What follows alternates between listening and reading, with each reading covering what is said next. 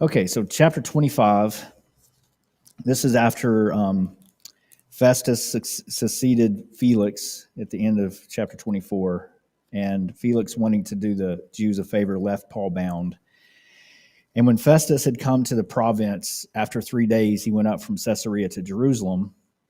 Then the high priest and the chief men of the Jews informed him against Paul, and they petitioned him, asking a favor against him, that he would summon him to Jerusalem while they lay in ambush along the road to kill him. But Festus answered that Paul should be kept at Caesarea, and that he himself was going there shortly. Therefore he said, "Let those who have authority among you go down with me and accuse this man to see if there is any fault in him." And when he had remained among them more than 10 days, he went down to Caesarea, and then the next day, sitting on the judgment seat, he commanded Paul to be brought. Okay, so they were asking him, of course, or they were letting him know about Paul. The high priest in verse 2 and the chief men of the Jews informed him against Paul, and they wanted him to bring Paul to Jerusalem, again, with the ambush. You know, it kind of hit me today when I was thinking of reading this, that they're risking a lot. They're not just ambushing Paul, but they're actually going to ambush Roman soldiers, and it didn't seem to matter to them. That's how pitted, or how determined they were to attack Paul and kill him. And incidentally, by the way, who is it that is instigating this? You remember? I mean, we may have chief priests. I mean, we have the leaders of the Jews here doing this, but who was it that brought this up originally?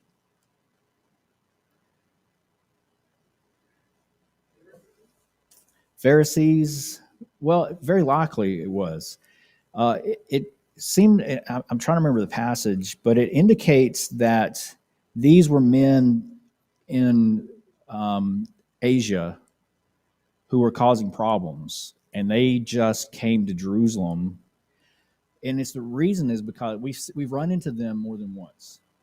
What were they doing? Remember, Paul, everywhere he went, there were people who were causing problems, right? And these problems were coming from, I'm going to take this off, were coming from certain men, and it was like they were following him around from place to place, just causing turmoil, stirring people up.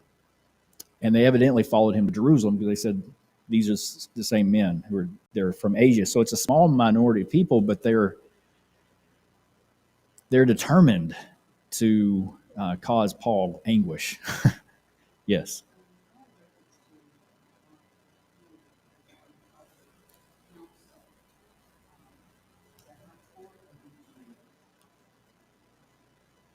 Mark.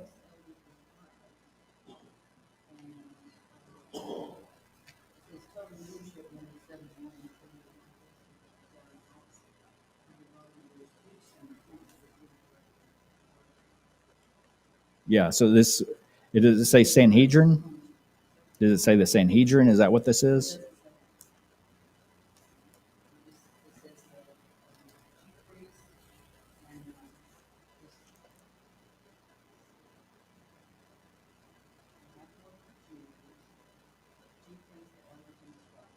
Mm-hmm. Yeah, I think that is the Sanhedrin,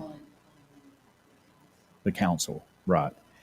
They have that also in chapter 22 and verse 30, but my heading says the Sanhedrin divided. So I think that the council is the Sanhedrin, which is the ruling class of the Jewish people.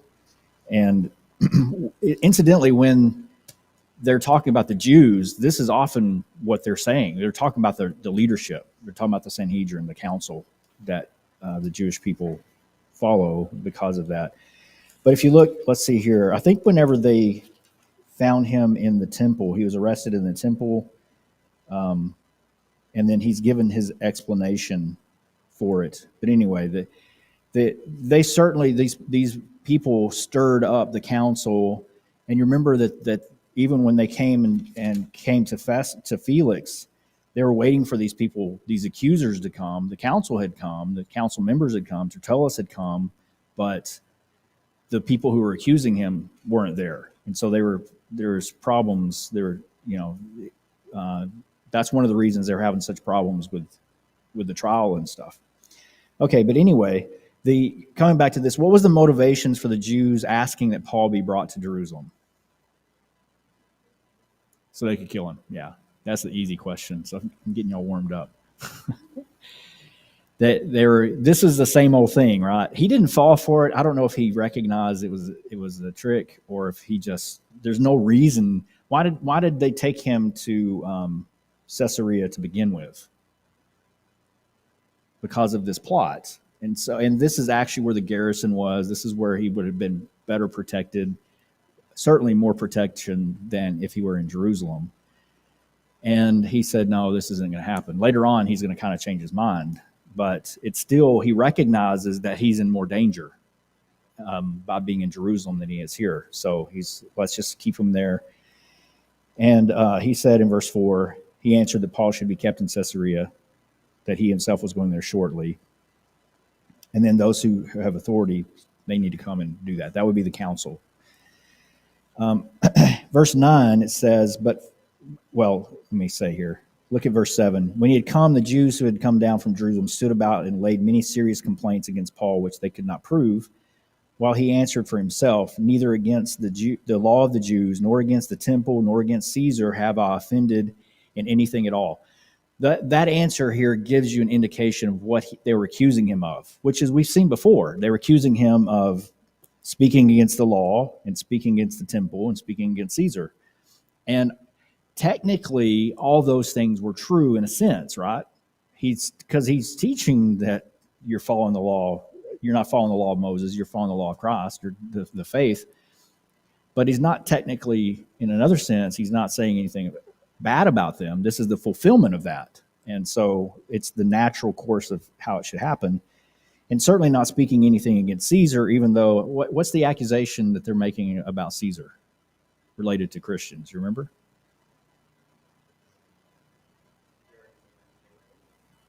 Yeah, that they're claiming to have another master besides Caesar, right? Another Lord besides Caesar.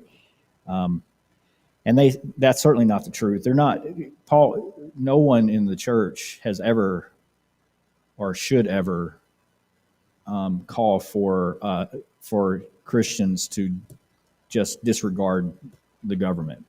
Unless the government is requiring us to do something wrong, we obey the government. That's the way it works.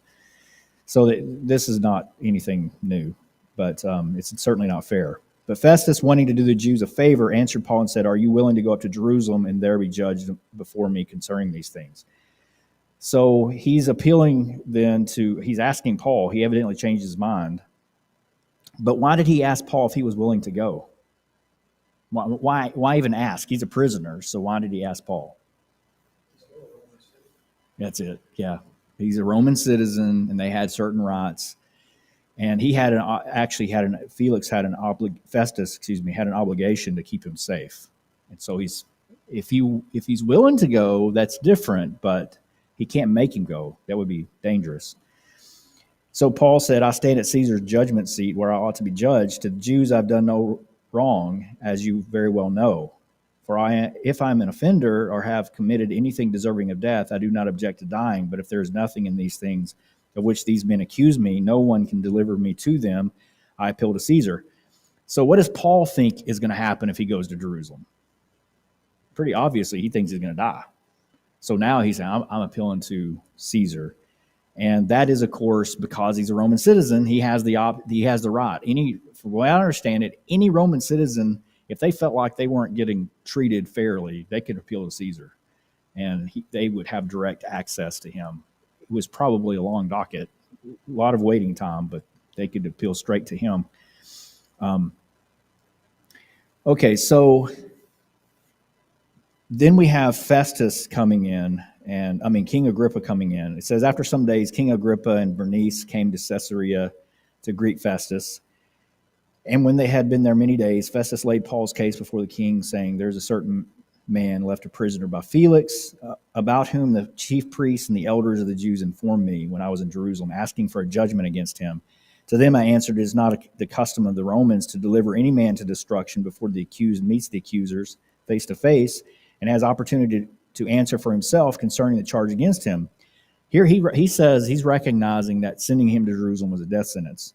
Therefore, when they had come together without any delay, the next day I sat on the judgment seat and commanded the man to be brought in. When the accusers stood by, they brought no accusation against him of such things as I supposed, but had some questions against him about their own religion and about certain Jesus who had died, whom Paul affirmed to be alive. All right. Now, this was a common complaint that the Roman officials had about the problems that they were having with these Christians and the Jews, right?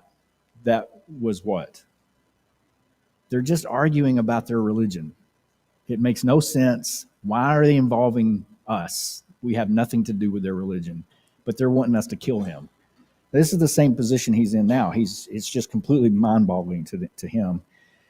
And so in verse 20, he says, because I was uncertain of such questions, I asked whether he was willing to go to Jerusalem and there be judged concerning these matters. But when Paul appealed to be reserved for the decision of Augustus, I commanded him to be kept till I could send him to Caesar. And Agrippa said to Festus, I also would like to hear the man myself. Tomorrow, he said, you shall hear him. So this is what is going on. Incidentally, do you recognize who King Agrippa is? You remember who this man is? He's actually called Herod Agrippa. What do we know about him? I know it's confusing because there's a lot of Herods. Of Herod the Great, I believe. Is that what you're asking? Herod the Second? I think you're right. Uh-huh.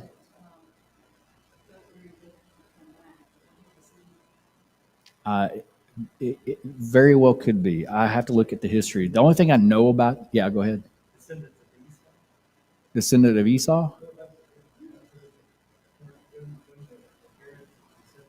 Oh, yeah, I think you're right. I think they had some Edomite blood. Herod Agrippa the second. So I don't know if Herod Agrippa was the first. Was that the one who tried to kill Jesus when he was a baby? What do we know that what did he do in the book of Acts? What do you remember him doing? Does anyone remember? He's the one that put to death James and was going to put Peter to death. This is the same man who came to interview Paul. So he kind of knew something about Christianity, a little bit at least. And then his wife's name Bernice. The interesting thing about Bernice is this is Felix's sister-in-law. So Felix was married to Drusilla. Drusilla and Bernice were sisters. And there's a lot of drama related to that because of Drusilla, remember, was illegally married, and actually caused a lot of problems with the Jews, and there's a lot of turmoil, political turmoil, and so that's why Festus is actually in power. But anyway, so they're all kind of related a little bit in some sense. Festus was appointed by Felix because they were friends, and Felix was out often in Rome defending himself in court against the Jews. And so there's a lot of incentive for them to be nice to the Jewish people because they're just causing a lot of problems for them. And so that's a little bit of what's going on. That's why he's kind of trying to get Paul to go. He said, hey, if you want to go, we can let you go. Anyway, that's just kind of history. Then Agrippa said to Festus, verse 23. So the next day when Agrippa and Bernice had come with great pomp and had entered the auditorium with the commanders and the prominent men of the city at Festus's command, Paul was brought in. And Festus said, King Agrippa and all the men who are here present with us, you see this man about whom the whole assembly of the Jews petitioned me, both at Jerusalem and here, crying out that he was not fit to live any longer. But when I found that he had committed nothing deserving of death and that he himself had appealed to Augustus, I decided to send him. I have nothing certain to write to my Lord concerning him. Therefore, I have brought him out before you, and especially before you, King Agrippa, so that after the examination has taken place, I may have something to write. for it seems to be unreasonable to send a prisoner and not to specify the charges against him. Okay, so what made this strange to this appeal? What made it strange to Festus? He's innocent. What was Festus's dilemma?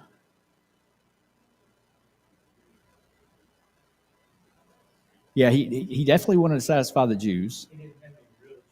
There weren't any charges to bring against him. So here's a man who's in prison. There are no legal charges against him because he hasn't broken any Roman laws, but he's in prison appealing to go to Caesar. And he recognizes, though, that there's something more going on here because he recognizes he can't let Paul go because why? The Jews will kill him. And I think he knows that. And he can't send him to Jerusalem for a trial because they're trumped up charges and he knows that this is a Roman citizen and this man's going to be put to death and then it's going to be on his head.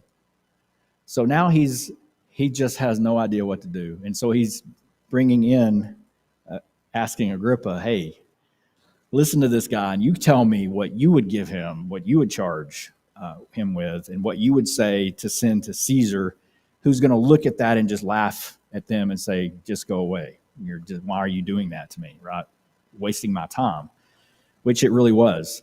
The governments don't really know what to do with Christians, honestly. In so many ways, they don't know what to do with us, but that's certainly happening here. Okay. That's chapter 26. 25. We may actually get into even more tonight than I realized. Let's look at the next chapter then. Anybody have any comments or questions about this? This 25? Okay, so chapter 26, when Agrippa said to Paul, you are permitted to speak for yourself. So Paul stretched out his hand and answered for himself. I think myself happy, King Agrippa, because today I shall answer for myself before you concerning all the things of which I am accused by the Jews, especially because you are expert in all customs and questions which have to do with the Jews. Therefore, I beg you to hear me patiently. And there's a little bit of flattery here going on, I'm sure, but he's recognizing that he has a lot of experience in dealing with the Jews and with the Christians because he's seen the problems that have come up. And he also knows how happy it is because when he put James to death, what was the reason for that? To make the Jews happy, or at least he put him to death and realized that it made them happy, and that's why he was going to put Peter to death, and that's when Peter was let go, released by the angel that came. So he recognized that putting Paul to death would probably be a good thing for the Jews, but he actually can't do it because this is a Roman citizen. Anyway, so he says in verse 4, my manner of life from my youth, which was spent from the beginning among my own nation at Jerusalem, all the Jews know. They knew me from the first, if they were willing to testify that according to the strictest sect of our religion, I lived, a Pharisee. Okay, so now he's arguing, he's giving his defense. And his defense is basically verse 4, I've been a Jew all my life. From the very beginning, and people here among my own nation, all the Jews know who I am. And he was a very prominent man. And then in verse 5, if they're willing to testify that they would say that I was of the strictest sect of our religion. He was a Pharisee, and this is something that was a claim to fame for him, of course. This was a great thing for him. And now I stand and am judged for the hope of the promise made by God to our fathers. He said this before, too. Why is he being judged? What does he mean by that? What's the judgment? Remember, what did he bring out before related to this, for the judgment that was against him?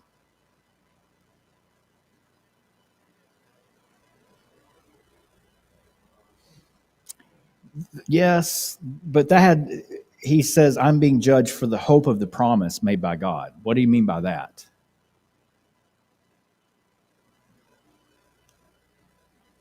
This is when he said this, he divided the Sanhedrin, the resurrection. for the resurrection of the dead, I'm being judged. And that's when the Pharisees jumped in and said, well, if he's talking about the resurrection of the dead, then we believe there's nothing wrong with what he said, right? And then the Sadducees, they started fighting with each other, and it's just a big mess, which shows the ridiculous nature of this. They had nothing to accuse him of, but except for the fact that he taught that people are going to be raised from the dead, and they didn't like that. And of course, because they didn't like that, because that meant Jesus was raised from the dead, they didn't like that either, because that left implications for them, right? They're the one that killed him. You remember, this is an interesting thing, and we see this early in the book of Acts. We talked about it, but when Jesus was being crucified, and they were calling for his blood, crucify him, do you remember what they said should happen to the blood, the guilt? They said, let his blood be upon ours and our children's heads. And then early in the book of Acts, the Jews are complaining. They're saying, you're trying to make us guilty of the blood of Jesus. Like, you're the one that said, right? You wanted this, and now you're guilty of it. And that has always been one of the major problems that the Jews had with Christianity. They're the ones that killed Jesus, and they were guilty of it, and they didn't want to admit it. That's part of it. And part of that also is because they saw that the resurrection of the dead, the Pharisees believed in the resurrection. So why do they have such a problem with Jesus being raised from the dead? The implications of it, right? They can't have the spotlight. That meant that he was King of Kings and Lord of Lords. Because if he was raised from the dead, it also means he was ascended up to heaven, sitting at the right hand of God, and the Pharisees aren't in control anymore, which also brings into question the whole Pharisaic, the whole law of Moses and all the things related to this. They understand a lot more than they're willing to admit they understand. But isn't that the way it works? It's not here, it's here. It's not a matter of the intellect, it's a matter of the heart. They didn't want to accept Jesus. They didn't want to understand and believe, and they didn't. Yes.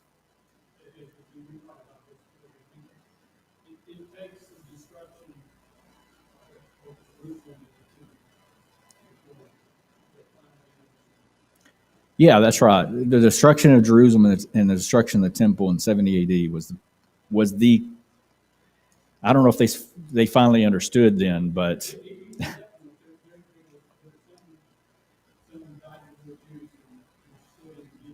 yeah, and there still are.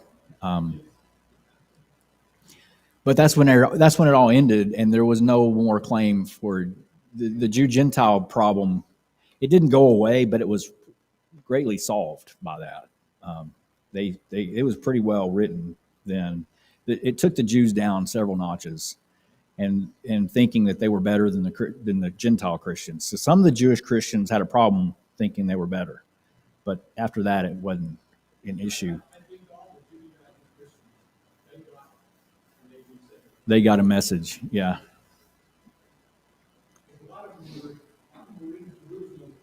Oh.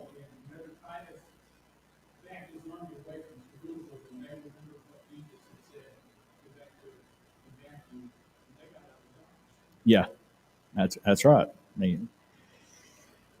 So in verses 4 through 7, what was his basic statement about the accusation of the Jews against him? Well, let's read verse 7. It says, "To this promise our 12 tribes, earnestly serving God night and day, hope to attain. For this hope's sake, King Agrippa, I am accused by the Jews." What's the basic idea here?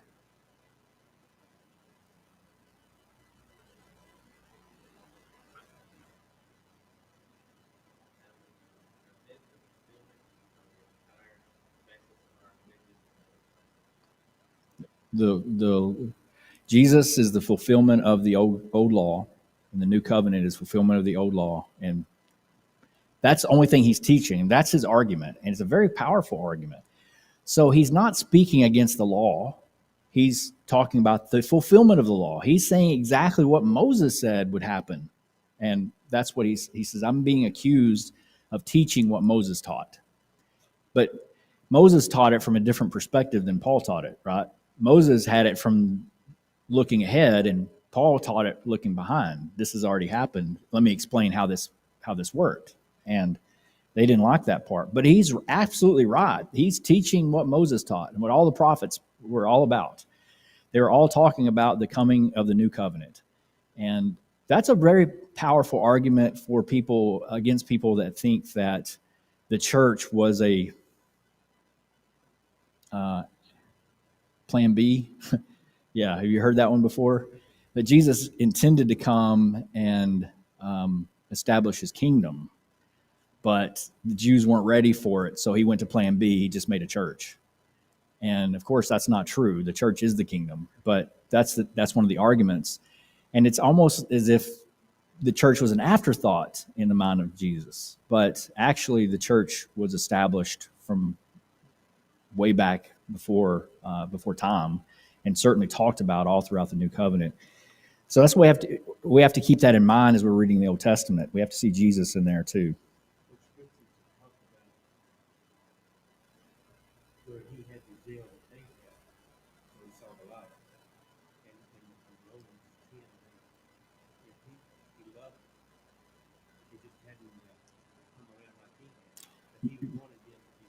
Right. Paul wanted them to be saved, and they had great zeal, but not according to knowledge. They didn't understand, which was right. It's where he was. Exactly. And that's what he's saying here. I was a Jew of all Jews, and now he would consider himself still faithful Jewish person because he's understanding now what the word Jew actually means. It's a spiritual idea. And this is the fulfillment of everything that God had designed in the Old Testament. And they're missing the boat for sure. But this is what he's being accused of preaching about what these same people teach. Not just Moses, but these Pharisees and people were teaching what Paul was teaching. But Paul is just showing the application of it. He's actually being more faithful to it than what they're doing. Okay, so anyway, this is the promise in verse 6. Our 12 tribes, earnestly serving God night and day, hope to attain. For this hope's sake, I'm accused by the Jews. Why should it be thought incredible by you that God raises the dead? Indeed, I myself thought I must do many things contrary to the name of Jesus of Nazareth. This also did in Jerusalem, and in many of the saints I shut up in prison, having received authority from the chief priests, and when they were put to death, I cast my vote against them. I punished them often in every synagogue and compelled them to blaspheme, and being exceedingly enraged against them, I persecuted them even to foreign cities. Can you imagine the mental process he had to go through? I don't know about you, but every now and then things keep me up at night from my past. I think Paul probably had some kind of problem with that. He may not have. He may have been able to just move on. But I think that would be troubling to know that. Look at what he says. This is the one that would get me the most.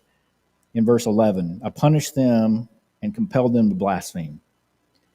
It's not ultimately it's their fault if they blaspheme God and they walked away from God, but he had a hand in it. That's big. And I'm sure that it drove him to try to do what he could to help.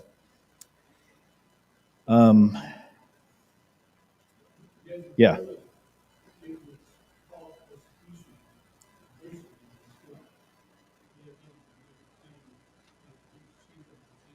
Yeah, he called him the chief among sinners. Yeah, that's probably right. That feeling that he had, and of course, that's not taking away from the grace of God. But we all have those things that we have to work through, and keep reminding ourselves that we've been forgiven. And Paul had to do the same thing, I'm sure. Well, in verse 12, he says, while thus occupied as I journeyed to Damascus with authority and commission from the chief priests, at midday, O king, along the road I saw a light from heaven, brighter than the sun, shining around me and those who journeyed with me. And when we all had fallen to the ground, I heard a voice speaking to me, saying in the Hebrew language, Saul, Saul, why are you persecuting me? It's hard for you to kick against the goads. So I said, who are you, Lord? And he said, I am Jesus, whom you're persecuting. But rise and stand on your feet, for I have appeared to you for this purpose, to make you a minister and a witness both of the things which you have seen and of the things which I will yet reveal to you. I will deliver you from the Jewish people as well as from the Gentiles, to whom I now send you, to open their eyes in order to turn them from darkness to light and from the power of Satan to God, that they may receive forgiveness of sins and an inheritance among those who are sanctified by faith in me. Okay, so what do you notice here? This is the third time Paul's conversion was recorded. What do you notice here that's missing? That's in the other two, but not here.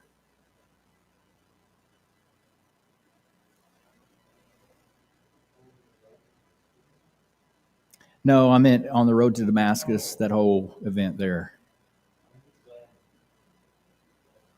Mm. No, it doesn't mention he's blinded.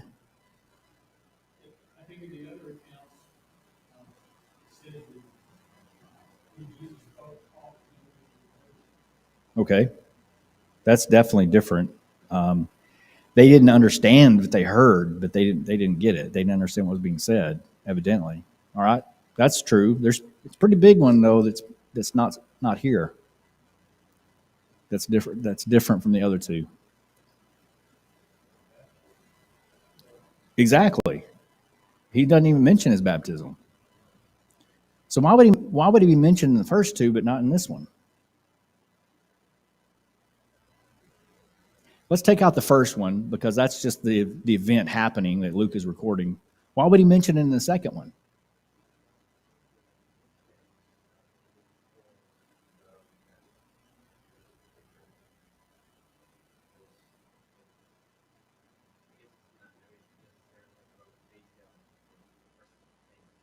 Okay, so it's not relevant for what he's talking about here. This is a defense. Why was it relevant before?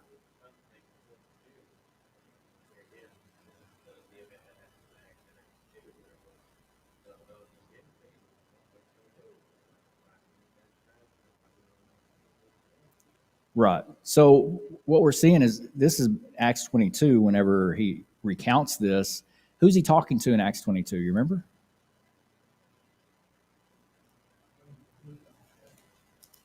No, in Acts 22.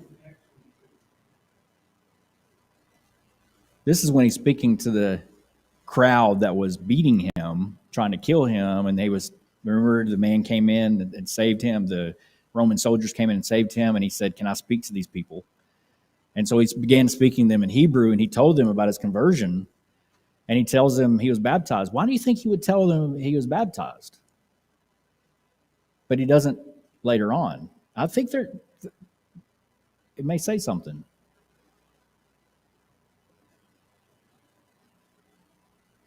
It's the audience, right? So that's what you meant. He was talking to the Jews, and so they were having to be taught how to be saved, right? So he's wanting them to see what he did and follow suit. All right. So he didn't bring that up here because his purpose is different.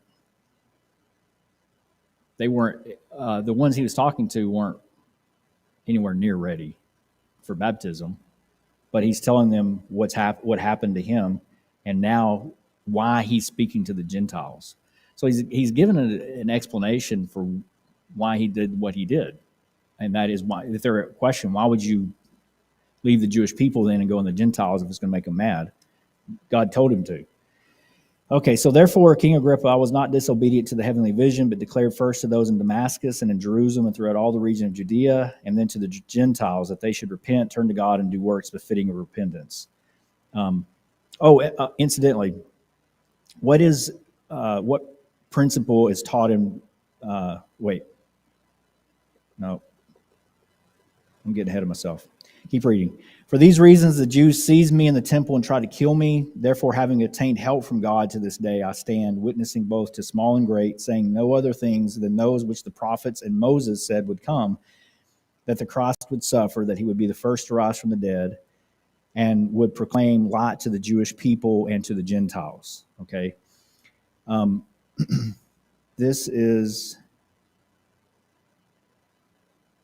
similar to what he said in verse 18, to open their eyes in order to turn them from darkness to light and from the power of Satan to God.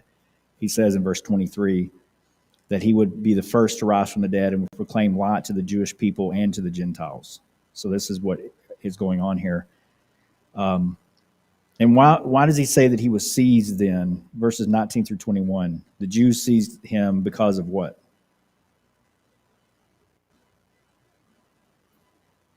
because of the Gentiles. Yeah. He was telling the Gentiles to repent and turn to God and do works befitting repentance. And they didn't like that. So they found him and seized him in the temple. And all he's doing is teaching what the prophets and Moses said would happen, said would come. Now, as he thus made his defense, Festus said with a loud voice, "Paul, you're beside yourself. Much learning is driving you mad." And he said, "I'm not mad, most noble Festus, but speak the words of truth and reason. For the king, before whom I also speak freely, knows these things, for I'm convinced that none of these things escapes his attention, since this thing was not done in a corner." Okay, so what does this principle here in verse 26 teach us about? What does this teach us about Christianity? Of what he says in verse 26 specifically, I'm convinced that none of these things escaped his attention, since this thing was not done in a corner. What does that teach us about Christianity? Sorry? It should be open?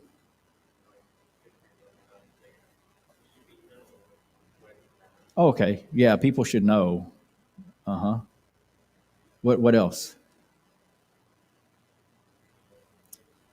Shows intention. What's the basis that Christianity is built on? What's the foundation it's built on? From this passage, what does it say? Can you tell? Yeah. It's actual documented history. Christianity is not a religion based on philosophy or psychology, invention, or even it's not based on, what's the word I'm trying to say? Visions, right? You know, the Muslim religion is very much based on visions that Muhammad had. And also Mormon religion, lots of religions based on visions and theories. And there's nothing like, I mean, there are visions in Christianity in the history, but this is based on history. And one of the things that people have tried to do in modern times to discredit Christianity is to try to convince people that Jesus never existed. Why is that? Because if you erase Jesus from history, you have destroyed Christianity, because it's based on facts, on historical fact, and historical precedent. Same thing with, trying to explain away the resurrection. There's several theories about what happened to Jesus's body that aren't a resurrection.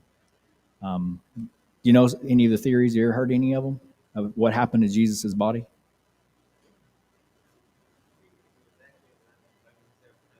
Yeah, he was alive. He just kind of passed out, and they threw him in the grave, and he pushed his way out. That was a big one.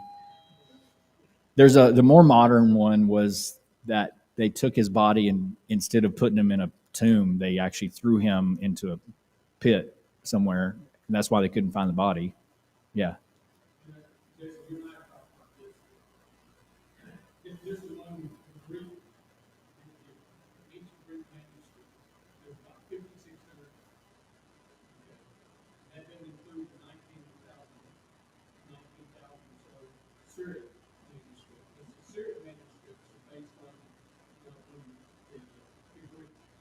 Right. The next person that had the closest amount of documentation of this actually existing was Julius Caesar.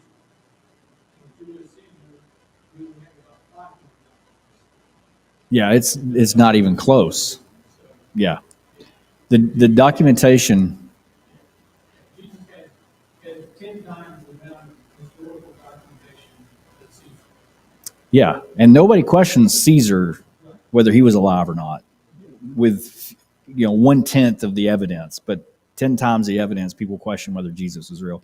And none of the scholars really take that seriously. They're not, so as far as I know, except the ones that want to try to promote that, but there's obvious agenda there.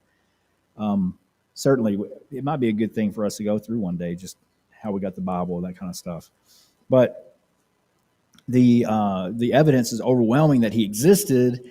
And we also have, interestingly enough, all the arguments that you could come up with for what they did with the body is covered in the Gospels. I actually heard a man say there's absolutely no evidence that Jesus was the Christ. There's no historical evidence at all. Like, well, what do you call Matthew, Mark, Luke, and John? Oh, that doesn't count. That's historical evidence. These are historical documents, and we know when they were written. And people have invented time frames for when they were written. But we see the people that say that, like, for example, some people say Matthew was written in like 300 A.D. I'm not sure the dates exactly, but we have manuscripts go way back in time that we can know with great confidence what we have here is what was recorded. And so, there are a lot of false ideas being promoted that need rebuttal, but there's not a whole lot of people rebutting it. Yeah.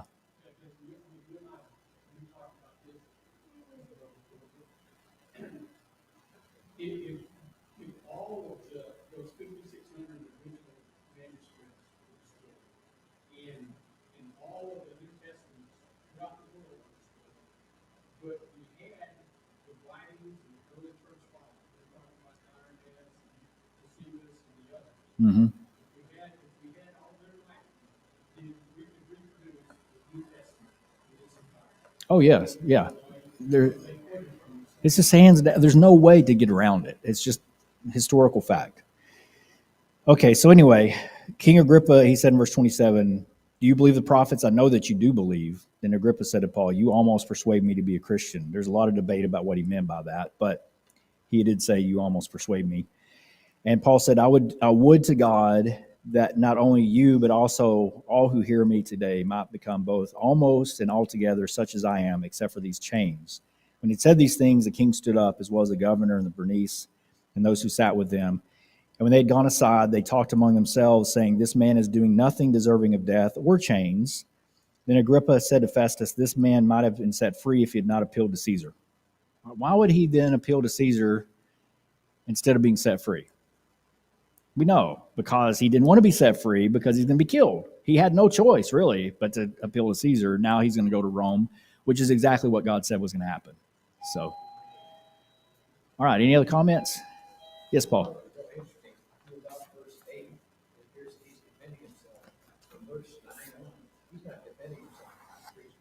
Yeah, that's right. He went from defending himself to trying to convert somebody. Yeah, hey, I love that. That's exactly right. Okay, thank y'all for the comments. We're going to finish this next week. Well, not next week because we're singing next week, but soon.